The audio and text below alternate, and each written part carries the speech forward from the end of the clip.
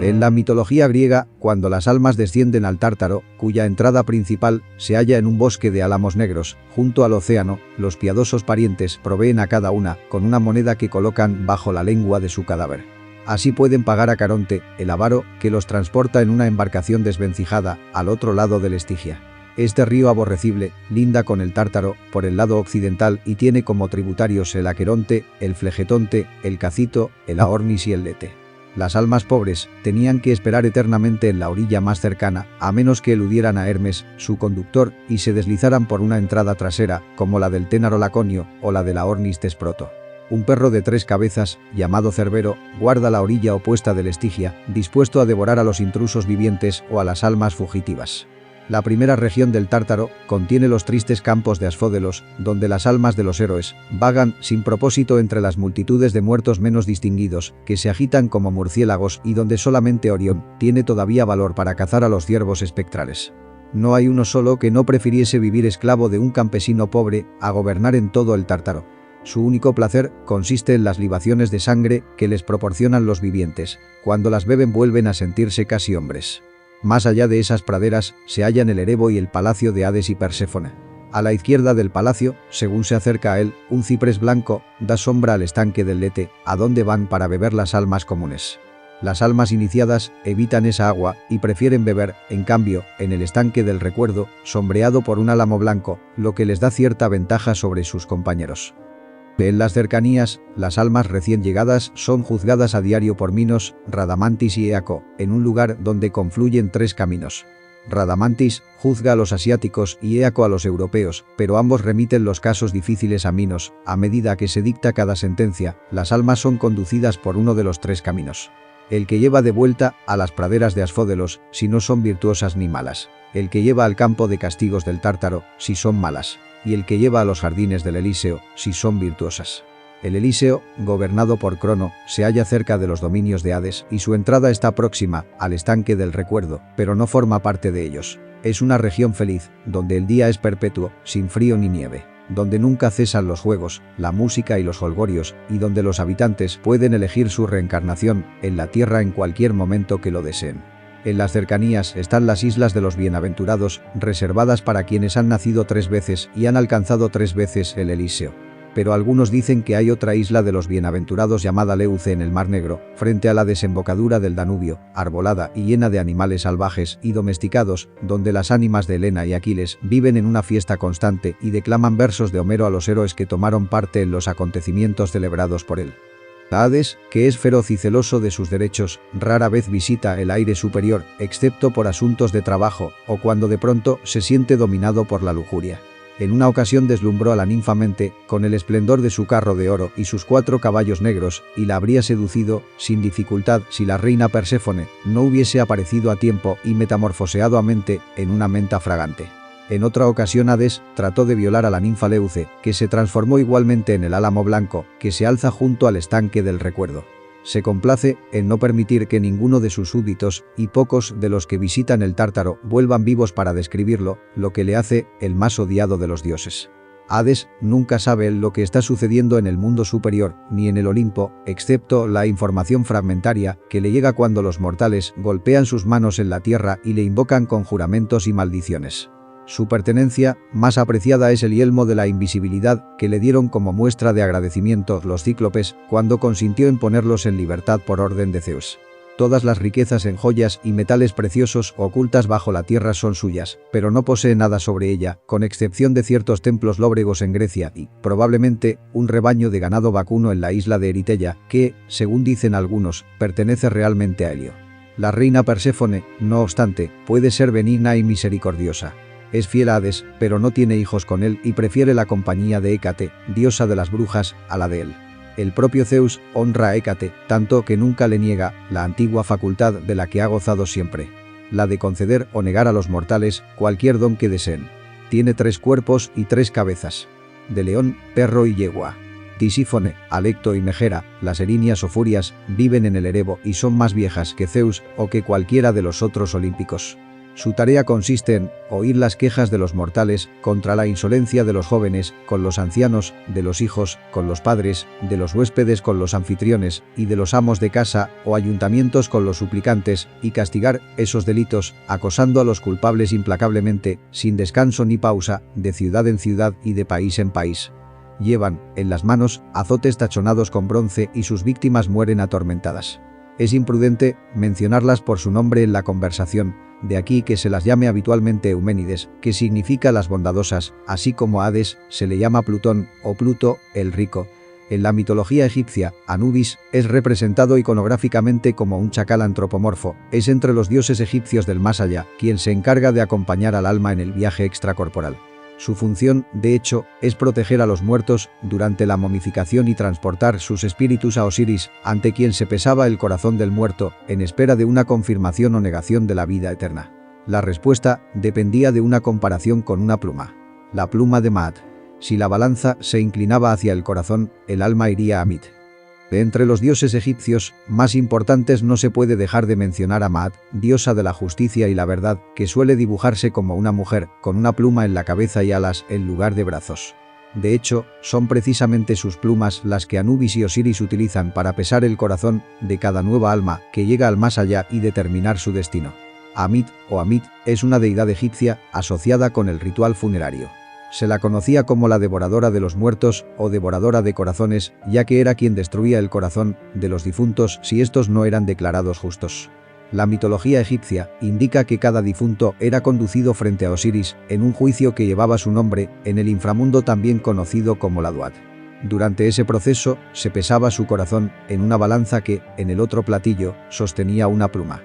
Si la pluma era más pesada, el difunto había sido una persona justa en vida. Si la pluma pesaba menos, entonces Amit lo devoraba y el muerto no podía acceder a la Aru, la versión egipcia del paraíso. Amit era representada como una criatura con cabeza de cocodrilo en un cuerpo de león y la parte inferior del cuerpo como la de un hipopótamo.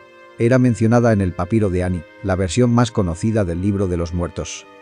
Durante el juicio, se la representaba bajo la balanza, sentada y expectante por corazones desechados. También se la podía imaginar junto al lago de las llamas. Cuando Amit devoraba el corazón de la víctima, ésta perdía su condición de inmortal y abandonaba este mundo definitivamente. Tal vez una de las imágenes más conocidas que tenemos de esta criatura mitológica se encuentra en el papiro de Unefer, datado en el año 1375 a.C. Allí se muestra a Anubis pesando el corazón de Unefer en la balanza de Maat. El dios Tot, considerado la deidad de los escribas, tomaba nota de los resultados del juicio. Amit se encuentra debajo de la balanza, con su cabeza erguida, observando los acontecimientos, con sus colmillos preparados para apoderarse del corazón si le es posible. El Xibalbá es conocido en la mitología maya como el inframundo, un mundo subterráneo que es gobernado por las deidades de la enfermedad y la muerte. Unkame y Bukub-Kame.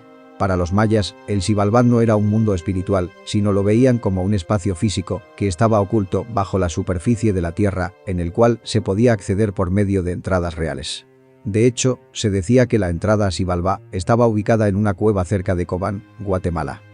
El Xibalbá es conocido principalmente por la descripción que aparece en el Popol Vuh, en el cual se recopila información sobre el pueblo maya, siendo así un lugar importante del ciclo mítico de los gemelos Unapu e Ixbalanque, quienes tuvieron que descender hacia allí tras ser retados por los entes divinos a un juego de pelota llamado Piz.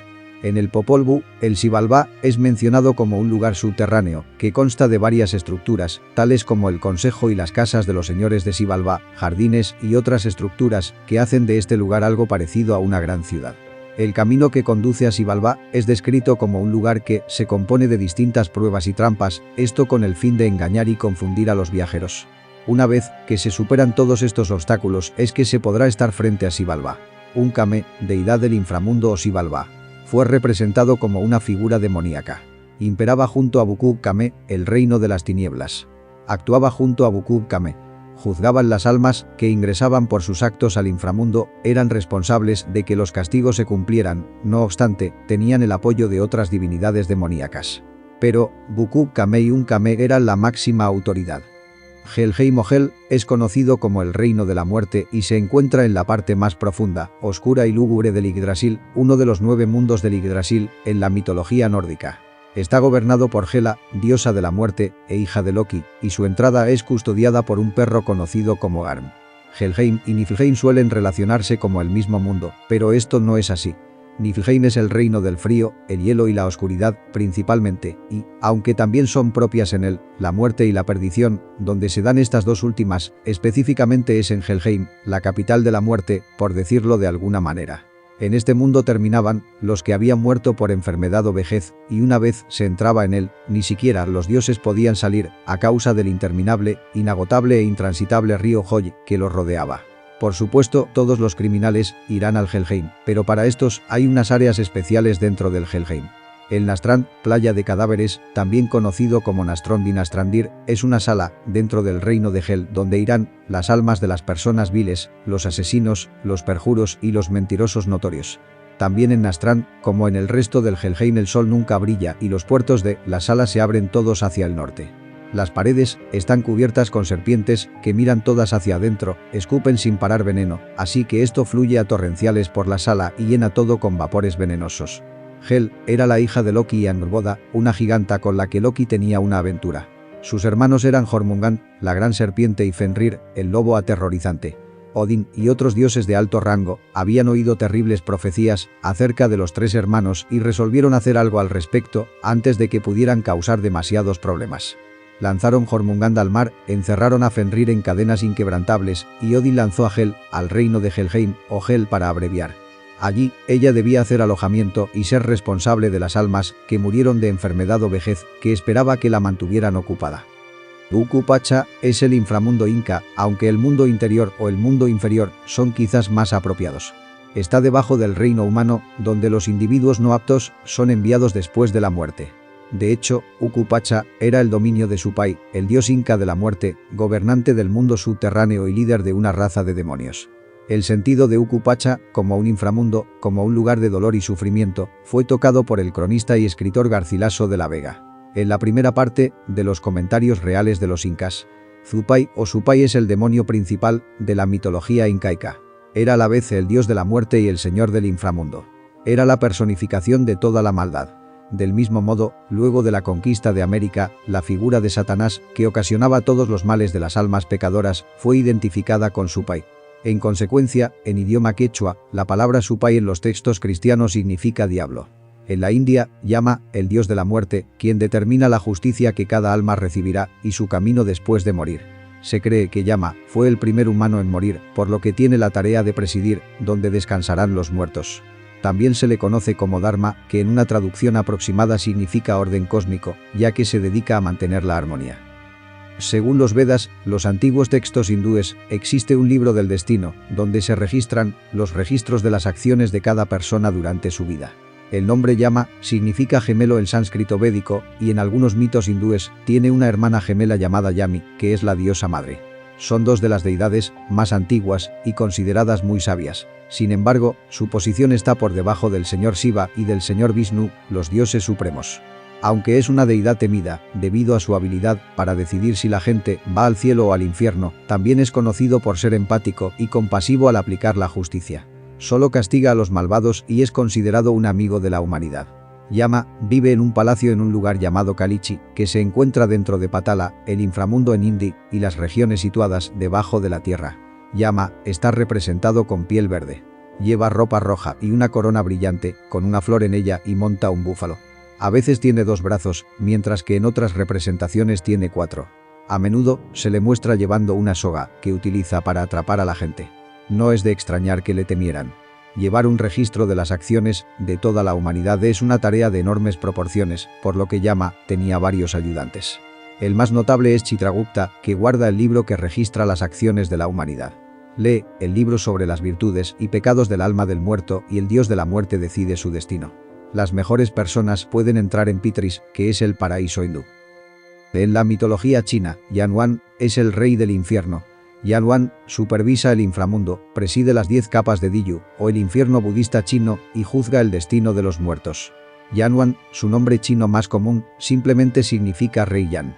El nombre completo de Yanwan es Yaluwan, que es una transcripción de su nombre en sánscrito, Yamaraja. En los textos occidentales, Yanwan suele denominarse Yama y en otros estilos de romanización puede escribirse como Yenlowan. El rey Yan tiene una apariencia temible, con grandes ojos saltones, piel roja profunda, una expresión severa y una larga barba negra. Normalmente, se le representa con túnicas tradicionales chinas y un gorro de juez con la palabra rey inscrita en él. Yanwan no tiene ninguna familia conocida. En su lugar, siempre está acompañado por su escribano que lleva un pincel de caligrafía y un gran libro que contiene el nombre y la fecha de la muerte de cada persona que ha vivido y vivirá. A los dos temibles guardianes del infierno, cabeza de buey y cara de caballo, también les gusta hacer compañía a Yanwan y se les encomienda la tarea de llevar ante él las almas recientemente fallecidas para que pueda determinar su destino. En el sistema de creencias budistas chinas, había 10 capas de infierno conocidas como Diyu. Similar al infierno de Dante, cada capa era progresivamente más aterradora que la anterior y estaba presidida por un señor. Yanwan, la más poderosa deidad del infierno, gobernaba sobre todo Diyu. A diferencia del sistema de creencias cristianas, no había forma de evitar ir a Diyu después de la muerte. La buena noticia era que las almas no estaban condenadas a ser castigadas por toda la eternidad. El tipo y la duración del castigo se determinaba por la severidad de los crímenes de cada uno. El nivel más cruel y bajo de Diyu estaba reservado para aquellos que habían cometido el más atroz de los crímenes, llamado las 5 graves ofensas, que incluían el matricidio, el parricidio, el asesinato de un ser iluminado, el derramamiento de la sangre de un Buda o la creación de un cisma dentro de la comunidad budista. A pesar de que es decididamente aterrador, Yanwan no era una deidad malvada. De hecho, en algunas versiones del mito de Yanwan, fue degradado al estatus de quinto rey del infierno porque era demasiado indulgente. Una vez que el rey del infierno cumplió su sentencia en el infierno, es capaz de reencarnarse en la tierra de nuevo o dejar el ciclo por completo. En algunos textos, los mortales fueron recompensados con la posición de rey del infierno, después de haber cometido actos honorables. Los textos gnósticos nos dicen: la diferencia entre los infiernos simbólicos de una y otra religión es la que puede haber entre bandera y bandera de distintas naciones. Cada país alegoriza su existencia con un pabellón nacional. Así también, cada religión simboliza los mundos infiernos con alguna alegoría de tipo infernal. Empero, infiernos cristianos, o chinos, o budistas, etcétera, etcétera, todos ellos, en el fondo, no son sino distintos emblemas que corresponden al crudo realismo de los infiernos atómicos de la naturaleza y del cosmos. ¿Qué pasaría si el mal no tuviera un límite y que continuara eternamente desarrollándose y desenvolviéndose?